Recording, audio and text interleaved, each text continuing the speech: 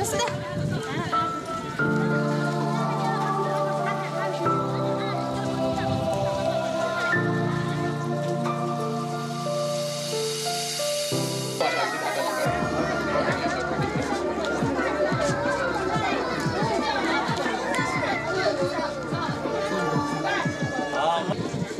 nomadic way of life, compounded with a remote nature, insecurity and extreme weather, make it very difficult for sufficient health workers to come and be retained here. The workforce is stretched. More health workers are concentrated within Garissa and other major towns. What happens to those badly in need of specialized medical attention? What happens to those badly in need of specialist advice in the most remote of places?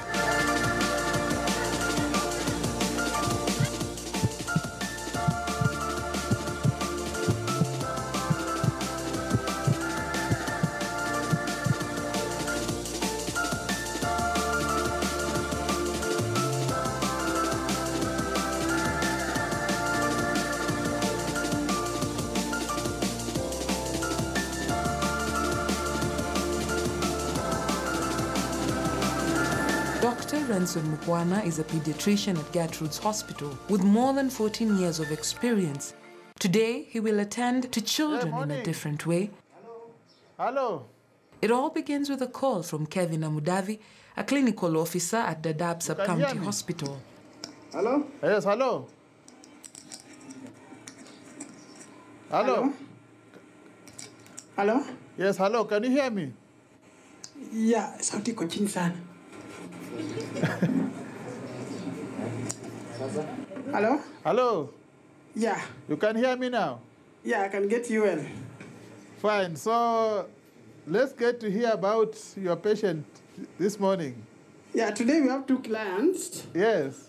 We are going to start with the baby that is here at the moment. The baby is Salman Aden Olat. So as Kevin reads out baby Salman's vitals, Dr. Mukwana inputs the data on another computer. Discharged home. At that time, we were also treating. The patient was on ceftriaxone, amikacin, and phenobarbital. After the patient stabilizing, the fevers went down, convulsions stopped. The patient was discharged home on antibiotics. How long was he on Rocephin? Oh, seven days. 10-month-old Salman has cerebral palsy. This is a readmission. This could have also been avoided if his mother had not undergone prolonged labor.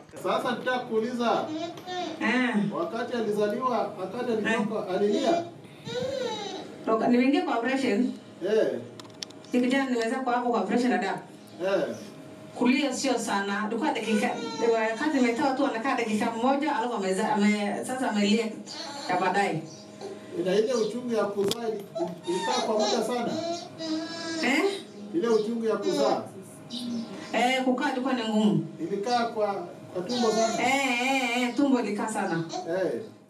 The baby was started on. He has been convulsing and experiencing hotness of body. His skin is mildly pale, but there is no jaundice. On 22nd. In the middle of the consultation, the connectivity is interrupted. Sorry, we got disconnected a bit. When it is restored,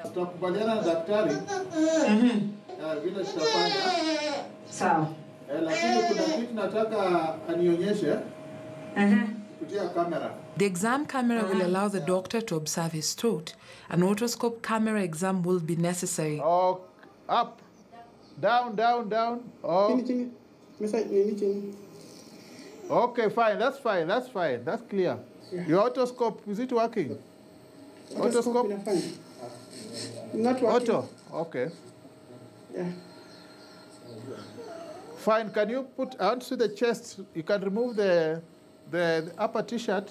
We look at the chest using the camera. With this and all the information of the medical attention the child has received so far, the doctor makes a final diagnosis. So oral phenobarbital is cheap, okay?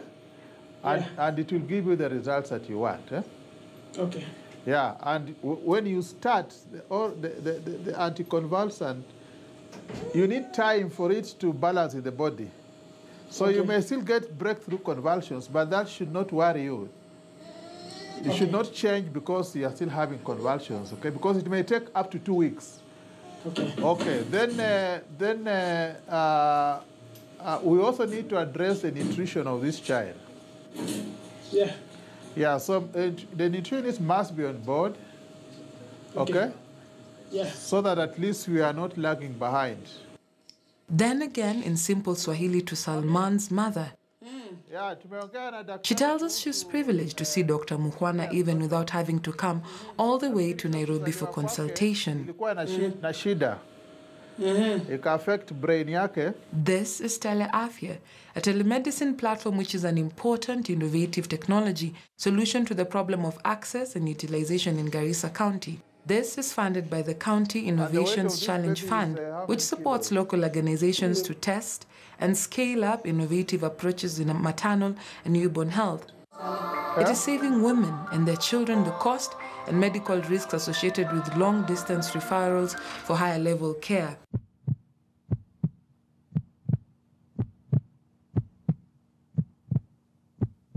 On this program, I think this is the 4th year.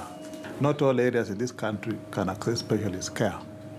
You will agree, and this technology actually provides a platform in which one is able to provide that. Currently, we are consulting with, we have a clinic in Garissa, the Dadaab refugee camp. We have a clinic in Masai Mara. We also have a clinic in Mombasa. We had a clinic in Kibera, but I think it didn't work out so well for other reasons. Yeah, but we are able to offer consultations in those 3 areas. Most of the patients get amazed. The video endpoint, the headsets, the health presence appliance, vital signs monitors and exam cameras are not a common sight in rural and underserved areas.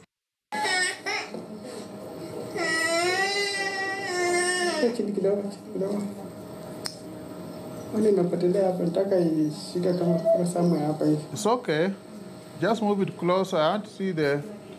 But the same technology that can break the barrier of distance and physical presence also has its limitations. Of course, some of the, I know it's technology. Equipment can fail during the process.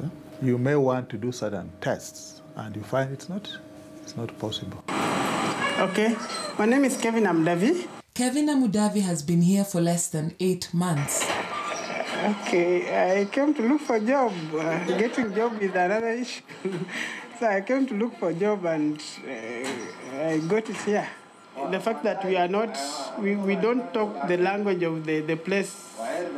Sometimes the clients are a bit harsh on us. So it's a bit risky sometimes, but we persevere. The platform also supports healthcare workers like him to learn and get clinical decision support from senior medical experts. They get excited. Even the first time you tell a patient that the patient will be reviewed by a doctor in Nairobi, they get excited, of course. They get it to be like a big thing. So they like it, actually. They like it so much.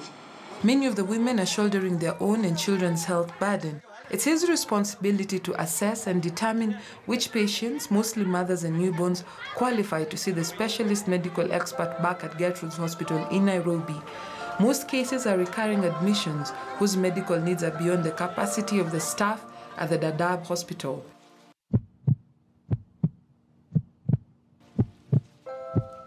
Okay, this baby is called Farhan Abdi Diat.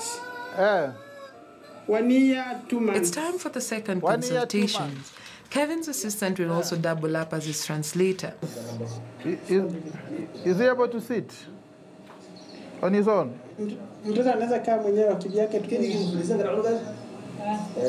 Yeah, he's able to sit. Standing.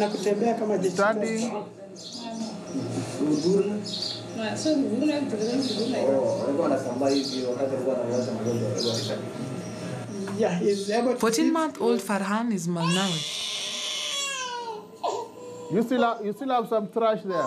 According to Dr. Mukhwana's observation, he's wasting away and no longer crawling. He was born at home. His mother tells us she had 5 children and lost 1. Farhan has only been vaccinated once for BCG. This baby has been unwell for long, eh? Yeah. Yeah, there must be a very big issue with feeding because the child is wasted. Yeah. Yeah, so I think as far as the mother says that things have been okay, I don't think we are seeing the true picture. Eh? Yeah. There's a very big problem with feeding here. Yeah. Yeah, and the fact that this child has iron deficiency anemia, Yeah. you've transfused, you've done well to transfuse, but of course we need to follow up with the iron supplement. Eh? Yeah. So you are doing the right thing. You are doing nutritional rehabilitation. You've started your F75, that is good. Yeah. You are treating the chest infection. Yeah. But I will suggest that you arrange for a chest X-ray, okay? Yeah. Then I can see them next week, eh? Okay. With a chest X-ray. In this county, less than half of pregnant women complete the 4 recommended antenatal visits. 2/3 deliver babies at home with unskilled traditional attendants. Now, did you say you... It's not too late for him. The doctor recommends physiotherapy to help him walk better and have better nutrition. Yeah, we have a nebulizer. You see, what the physiotherapists do, they can use that, okay? And do some chest physio to make the kid cough out, eh? Yeah. And whatever sputum is coming out, that's what we'll use for your gene expert. Okay. He asks if she has any questions. All she wants to know is when the next appointment will be. Not next week. Yeah. After 2 weeks. Yeah. Yeah. Telemedicine consultations like this have been largely successful, but there are occasions where referrals will have to be made. What would have happened if this service was not available at this facility? Okay, if it was not there, the obvious thing is most of them will not access such high technology, and most of them will not get chance to go to maybe to Nairobi for the same. So I think it is helping so much in case of funds and availability. You indeed told me that a jobless Kenyan is a desperate Kenyan.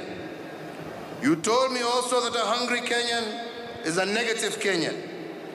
You told me that a sick Kenyan is a weak Kenyan.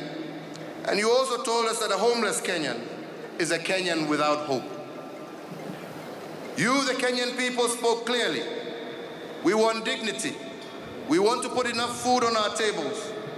And we want a lower cost of living. We listened. Since, and on reflection, I have come up with 4 responses to these concerns, and I call them the big 4. Food security, affordable housing, manufacturing, and affordable health care for all. During the next 5 years, I will dedicate the energy, time, and resources of my administration to these big 4. The big 4 will create jobs which will enable our people to meet their basic needs. Jobs will transform the lives of our people from that of hardship and want to new lives of greater comfort and well-being. And that is the future that I have seen. Indeed, in our conversations, it was obvious that the cost of healthcare still stresses many families. We can end that pain by providing medical insurance cover for every Kenyan within the next 5 years. That shall entail major policy and administrative reforms in the medical sector to ensure that all of us have access to quality and affordable medical cover by 2022. The plan will of necessity require strong collaboration between the National Hospital Insurance Fund and our private sector insurance providers. We will review the rules governing private insurers to bring the cost of cover within the reach of every Kenyan. In Kenya, the Ministry of Health set up an annual national forum dubbed the Kenya Health Sector Forum to map the route of achieving universal health coverage. It brought together the state, non-state actors, private sector, and civil society. We're looking at how far we had come in achieving this goal. What are the challenges? What strategies will ensure acceleration? The Tele Afya project implemented in Garissa was amongst the leading innovations on display. It scooped the award for the best exhibition stand. What was agreed is that innovation will be a core means to achieve universal health coverage.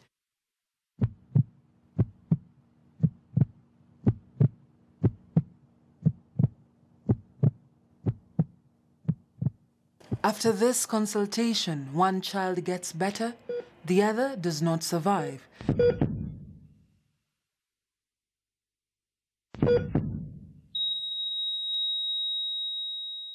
Dr. Shuriya Ahmed is the health officer at the Dadaab County Hospital. There has been progress first with Salman. Has been a child who was born and was diagnosed with cerebral palsy.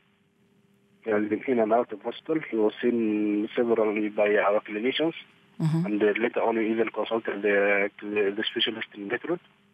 And after several forms of management, unfortunately we lost the child.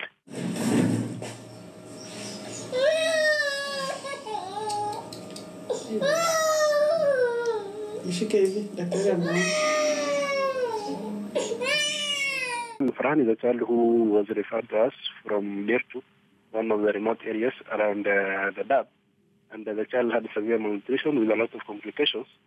The child was severely ill at the time of presenting to the hospital.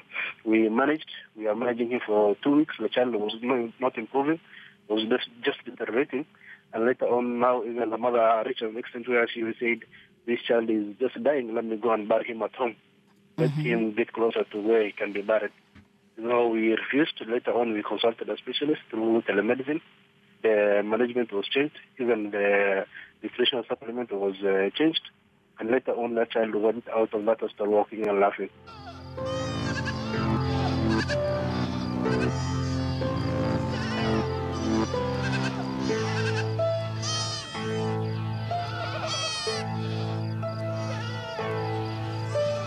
Huyu mtoto Farihani amekuwa anaendelea vizuri. Wakati nimehamisha nikaletwa hapa Dertu, nikakuta huyu mtoto ameletwa hapa Dertu pia kwa hiyo hospitali, anaendelea na follow up hapo kwa hiyo hospitali. Sasa tukawa tunamuona hapo, tunampatia vitu zinahitajika apatiwe. Shida yake sana sana ilikuwa ni utapiamlo, malnutrition, na tukawa tumemweka kwa program ambayo mpaka sasa bado anaendelea nayo. His mother is grateful for the marked improvement. She has so many hopes for him, for his health, for the environment that surrounds him. The world has a bigger goal of ending all preventable deaths of newborns and children under the age of 5 by 2030. The telemedicine platform is not a silver bullet. Healthcare innovation matters, but it can still fall short. That physical aspect of the consultant being there is lacking, because there are some things the consultant can do. Where a child, for example, is diagnosed and maybe needs urgent, let's say, intervention like surgery, that one cannot be done through telemedicine as of right now. What was lacking was the aspect of the imaging aspect. There was no integration of X-ray or ultrasound in the system. So if it can be installed, and now that they can benefit rather than send them for image elsewhere, and the consultant can interpret from wherever they are. So the other limitation that telemedicine has is that in situations where we are, where we lack specialists, we also lack investigative power. Wagonjwa hata kama unataka kumfuatilia na ukiwa uko na tuseme uko na namba yake ya simu, huku network ni shida. Sasa kutafuta mtu penye yako, unajaribu kuwapigia simu, mara nyingi hawana simu, kitu cha kwanza kwa sababu ya economical status ya most of hao watu wa huko.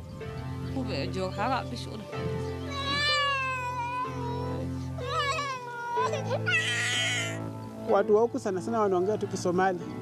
Wengine wetu hatujui Kisomali vizuri. Tunaongea Kiswahili na Kiingereza. Sasa inakuwa tunapitana kwa lugha. The greater need still remains more specialists and a government that will keep its promise, not just to its people, but its doctors and the healthcare givers at the front lines. Indeed, in our conversations, it was obvious that the cost of healthcare still stresses many families. We can end that pain by providing medical insurance cover for every Kenyan within the next 5 years.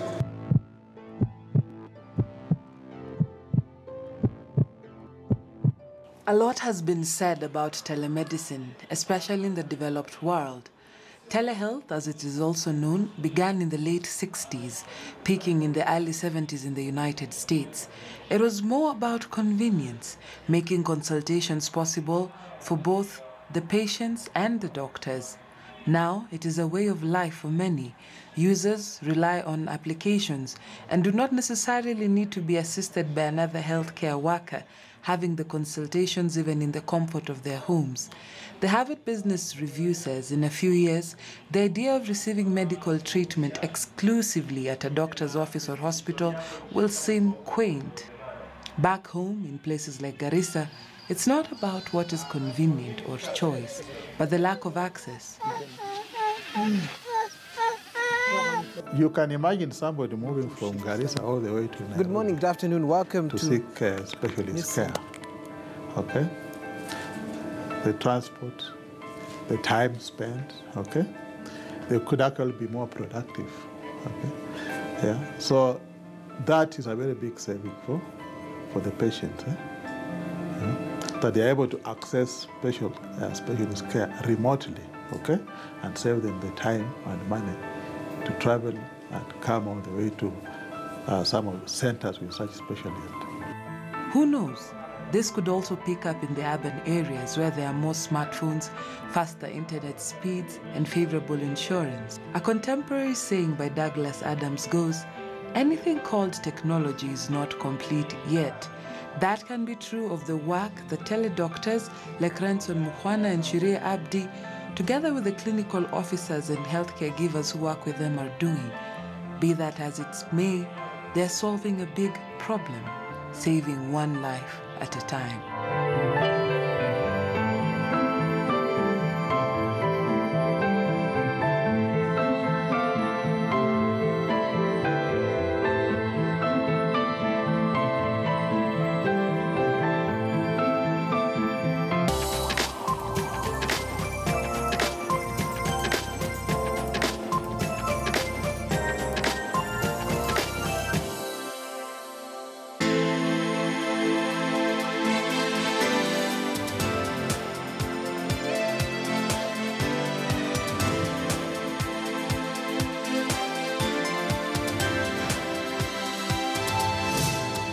KTN News.